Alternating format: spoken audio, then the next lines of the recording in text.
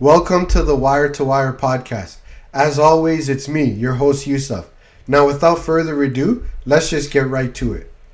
Now, we are in the midst of the 2025 NBA Finals between the Indiana Pacers and the Oklahoma City Thunder. This has been one of the best, most competitive, and fun final series that I've watched in recent memory. Now, I like the fact that both teams match up well against each other. It's been very back and forth. Both teams are playing with physicality, and they're making an effort on both ends of the floor. So I will give credit where credit is due. This has been a great NBA Finals despite the ratings, but I think that is due to the fact that there isn't a lot of star power, which as a result is driving away a lot of the casuals and the bandwagoners. However, if you are someone who truly likes and appreciates basketball, then regardless of who you're rooting for in the series, you know you're watching a great basketball series. Now that we are 4 games in, I have quite a bit of thoughts in regards to the series itself. Although the Oklahoma City Thunder have the better regular season record, I've been observing that it appears the Indiana Pacers are competing as though they are actually the favorites to win the series. That Game 1 victory, I think, stunned Oklahoma City because they lost in such a dramatic fashion. Now, they were up big, but like the Indiana Pacers have been known to do throughout the playoffs, is they stayed the course, made runs throughout the game, and ultimately came back to win the game through a Tyrese Halliburton game winner. Now, I believe that took the Oklahoma City Thunder by surprise. Now, Game 2 became a must-win for the OKC Thunder, and they delivered, all credit to them. They won by double digits. But with what we know about this Indiana Pacers team, it wasn't going to be the end for them there, and they were not going to go away. In Game 3, the Indiana Pacers, despite being down, managed to wear the Oklahoma City Thunder out by playing their brand of basketball. They are very aggressive on defense. On offense, the ball is consistently moving, guys are moving around, and they manage to get good looks.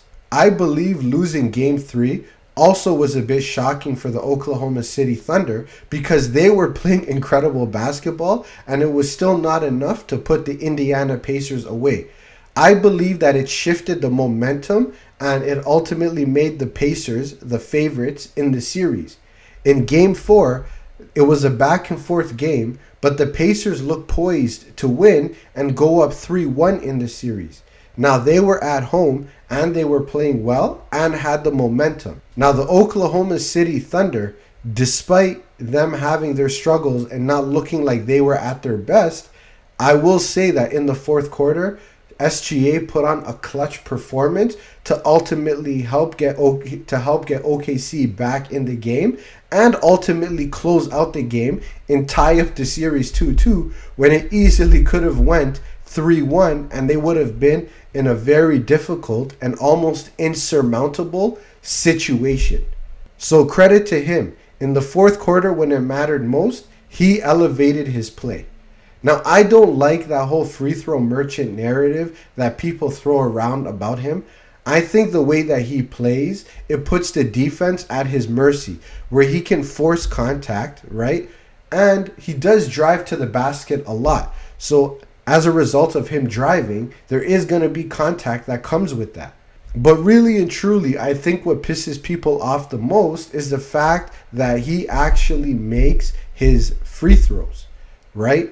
So it seems as though he's getting rewarded for getting the contact, but I believe that if he was, let's just say, a 65% or even a 70% free throw shooter, no one would really be calling him a free throw merchant because ultimately he's not making free throws. So those calls are not converting into actual points.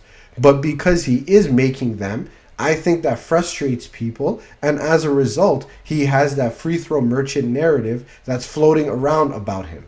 Now, when I did my prediction video of the series, I did say that I thought the Indiana Pacers would perform better than most people realized, and that they would take Game 1 in a surprise fashion. Now, I've been wrong about some things in these playoffs, but I was definitely on the money with that prediction. I think the Pacers have a lot of things going for them that make them a formidable team. They have Pascal Siakam, who you can argue is one of the two best players on the team. He's won an NBA championship before, so he has that finals experience. Also, they have a dynamic team where everyone is contributing and everyone has bought in. And Tyrese Halliburton, even if he is struggling, there are other guys on the team that can collectively contribute.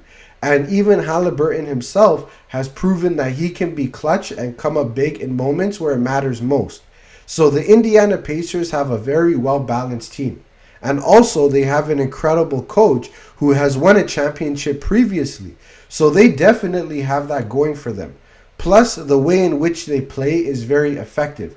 On offense, the ball is moving, guys are getting to their spots, and they're playing in an actual system that utilizes everyone's strengths effectively. Plus, they have multiple players that can create their own shots and create their own looks, even if the offense was to break down.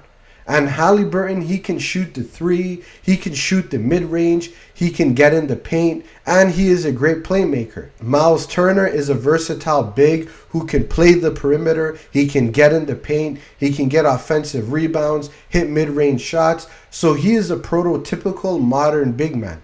And Pascal Siakam, he is a great mid-range shooter. He can also play with his back to the basket. He can get to the rim at will. So this team has a lot of pieces that work well for them. If you look at the Oklahoma City Thunder, they have a very similar makeup as this Pacers team. Stylistically, like I said, they match up very well. The Oklahoma City Thunder have SGA, who is a superstar at this point. They have Chet Holmgren, who is a versatile big man. They also have guys like Lou Dort, who is very physical as a defender, but he is also a reliable three-point shooter. He has one of the highest arcs on his shot that I have ever seen, but it's also a very effective shot. Similar to the Indiana Pacers, if the play breaks down, they have guys who can be able to create their own shots and get a shot off. So in game 4, it looked like throughout the game that they were being overwhelmed by the style of play that Indiana was using. And it looked like it was going in a direction where Indiana was going to win the game. But they really proven that they have what it takes, that they can also be a very resilient team and ultimately close out games and get the victory. I think they're a young team who is right now getting battle tested, and credit to them. They got a must win in game 4. So where am I going with this? I believe that whoever wins game 5 will ultimately end up winning this series. I believe it's that close. In my prediction video, I said that OKC would win in 6 games. And I see a path for them to be able to do that. However, I also see a path that the Indiana Pacers can also win in 6. An argument can be made for both teams. The Indiana Pacers stole Game 1 in OKC. So if they were to steal Game 5 in OKC, then they have the opportunity to close it out in Game 6 on their home floor. However, the Oklahoma City Thunder won by a large margin in Game 2, and they won a pivotal Game 4 in Indiana. So you can argue that those kinds of wins give a team confidence, right? And if they win in Game 5, then they will have the confidence of having won on the road to close it out in Indiana in a Game 6. So a case can be made for both teams. If OKC wins Game 5, it very well could be that the Pacers will win Game 6 at home, and then Game 7 will be played in OKC, which would give OKC the advantage of having to play a closeout game on their home floor. But both teams already won on each other's home floor. So both teams are comfortable with winning on the road. So that's what I believe is what also makes this series compelling and what makes it really interesting. Now, like I said earlier in my prediction video, I said that OKC would win in 6 games. Now, although I am very impressed with what the Indiana Pacers are doing, I'm going to stand by my pick and stand by what I said. I'm not going to be fair weather or any of that stuff. I said OKC in 6, and I'm standing on business. Now, I would not be surprised if the series goes to 7, and I honestly wouldn't mind if it went to 7. This has been a fun and incredible series to watch, and I believe that we are watching a shift towards a new era of basketball away from super teams. Now we are also seeing the return of physical and competitive basketball. But like I said originally, I picked OKC to win in 6, and I am going to stand by that. I just wanted to explain both sides to give good context and really to analyze in an objective way. But I said what I said, OKC in 6. Now, if I'm right, that would be amazing. And if I'm wrong, then it is what it is. No one bats 1,000. But I said what I said. But that's all I got for you guys today. Be sure to subscribe to the podcast and share it with your people. You can also follow me and the podcast on social media. You can check out all of my books. The link will be in the description. Until next time.